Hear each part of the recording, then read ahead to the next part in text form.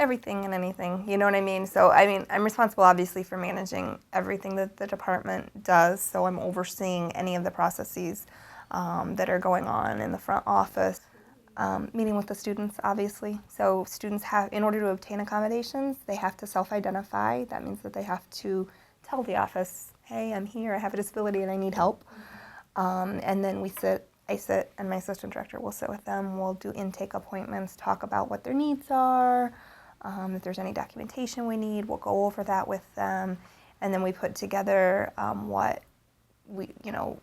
what are considered reasonable accommodations, and these letters, these plans that they can share with their faculty members. Accommodations aren't a one-time thing. No. You know, it's ongoing. There's a lot of management. There's a lot of communicating with faculty and departments and things like that. So, student worker, we answer the phones, especially during final exams time. We proctor exams, so we take students that have testing accommodations to different areas on campus, and we proctor their exams. Sometimes we scan items, you know, for students that are blind, and we could scan things and then convert them to PDF files that their software reading agent can read them.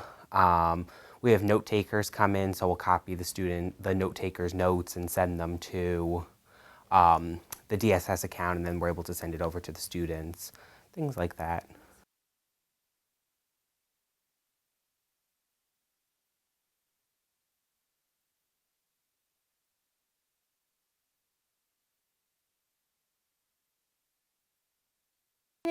There's all kinds of little challenges day by day. It just depends. You know, when you have a difficult situation, maybe a faculty member is questioning an accommodation or says something inappropriate or things like that, those are things that are challenging, right? And that day or the few days after that it takes to resolve that, it's a challenging situation. But again, that's what we're here. We have to make sure that our students have equal access and are not discriminated against.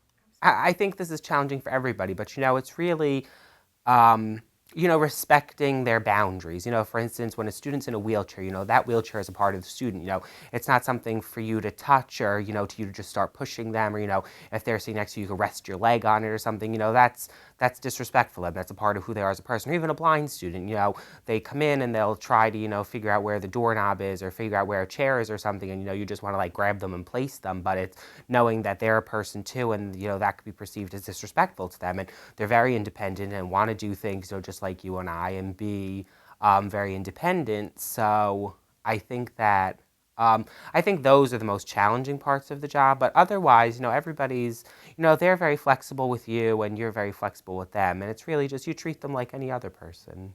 It's probably the little things, honestly.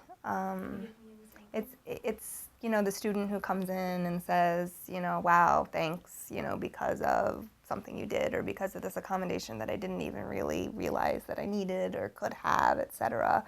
And I had a successful outcome, you know what I mean? Because disabilities are not just the common things that we see. So many more disabilities are hidden, you know, whether it's a chronic medical condition or it's a psychiatric condition or things like that, that, you know, maybe students didn't always grow up having resources and services, and just hit a point in their life where they need them. And I mean, that's what we're here for.